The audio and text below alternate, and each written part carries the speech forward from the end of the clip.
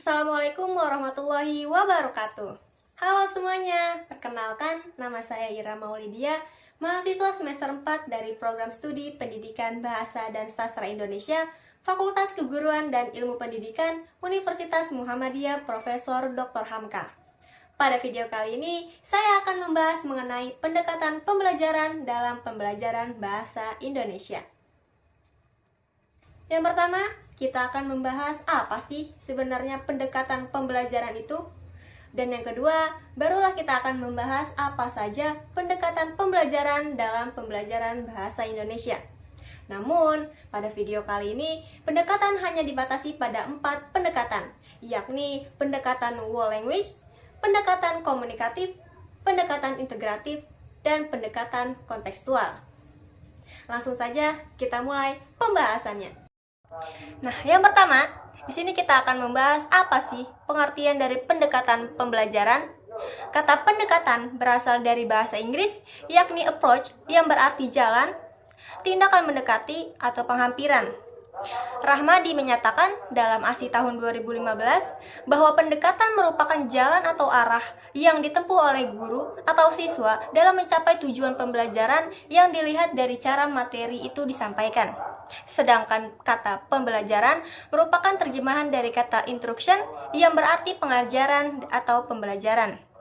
Dari pengertian-pengertian ini dapat kita simpulkan bahwa pendekatan pembelajaran merupakan cara pandang dalam melihat atau memahami situasi pembelajaran yang nantinya akan memberikan arah atau corak pada metode pengajaran dalam pembelajaran sebuah bidang studi. Nah, selanjutnya, apa saja pendekatan dalam pembelajaran bahasa Indonesia?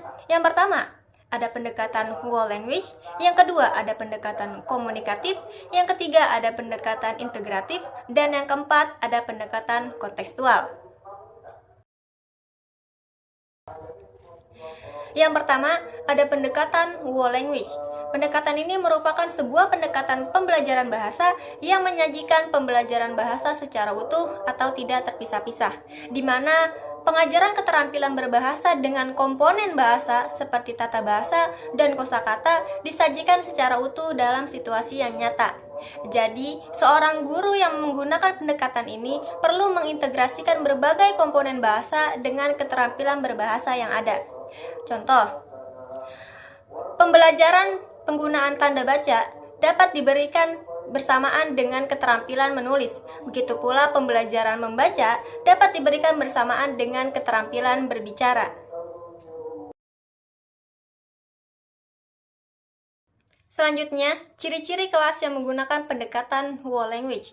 Yang pertama, kelas yang menerapkan pendekatan ini penuh dengan barang cetakan. Biasanya, di salah satu pojok kelas akan dibuat sebuah mini perpustakaan yang diisi dengan berbagai jenis buku, seperti majalah, kamus, poster, maupun berbagai karya tulis siswa yang nantinya akan menghiasi dinding-dinding kelas. Yang kedua, siswa belajar melalui model atau contoh, di mana guru dan siswa akan melakukan kegiatan keterampilan berbahasa secara bersama-sama. Yang ketiga, siswa belajar dan bekerja sesuai dengan tingkat perkembangannya. Yang keempat, siswa terlibat secara aktif dalam pembelajaran bermakna, di mana dalam hal ini interaksi guru akan dilakukan secara multiarah. Dan yang kelima, siswa bebas bereksperimen dan berani mengambil sebuah resiko.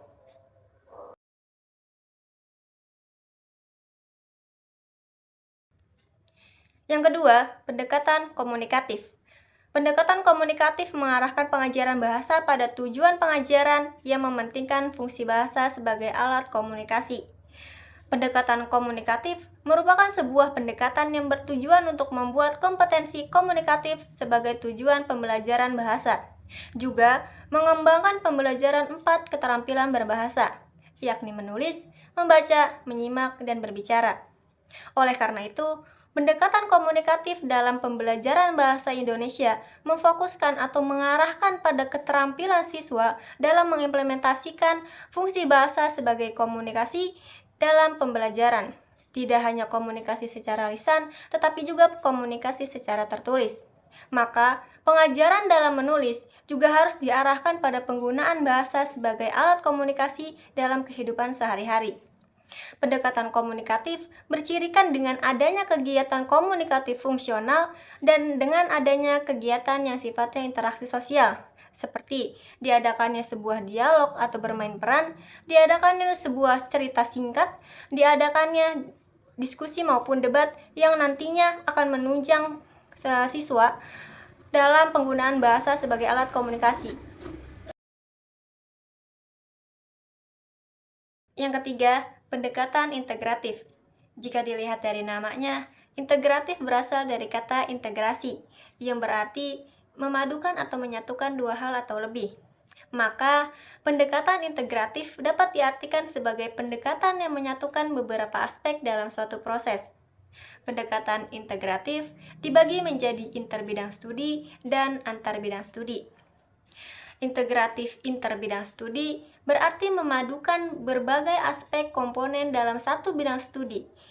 Contohnya, keterampilan menyimak yang dapat diintegrasikan dengan keterampilan berbicara dan juga keterampilan menulis. Sedangkan integratif antar bidang studi berarti memadukan dua atau lebih bidang studi. Contohnya, bahasa Indonesia yang diintegrasikan dengan matematika. Dalam pembelajaran bahasa, pendekatan integratif paling banyak digunakan.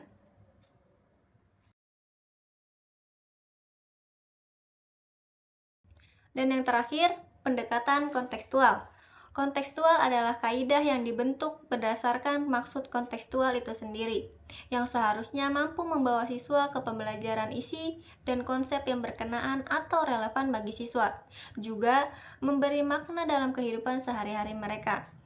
Jadi, pendekatan kontekstual merupakan cara belajar di mana guru akan mengaitkan materi yang diajarkan dengan situasi dunia nyata, yang dari situ diharapkan mampu mendorong siswa untuk membuat hubungan antara pengetahuan yang dimilikinya dengan penerapan yang ada di kehidupan sehari-hari. Dalam pendekatan kontekstual, ada 8 komponen yang harus dilakukan. Yang pertama, membuat keterkaitan yang bermakna antara materi yang diajarkan dengan kondisi dunia nyata. Yang kedua, melakukan pekerjaan yang berarti. Yang ketiga, melaksanakan pembelajaran yang diatur sendiri. Yang keempat, bekerja sama. Yang kelima, berpikir kritis dan kreatif. Yang keenam, membantu individu untuk tumbuh dan berkembang. Yang ketujuh, mencapai standar yang tinggi. Dan yang kedelapan, menggunakan penilaian autentik.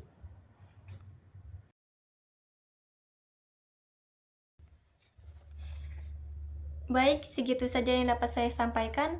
Semoga bermanfaat. Terima kasih sudah menonton. Kurang lebihnya mohon maaf. Wassalamualaikum warahmatullahi wabarakatuh.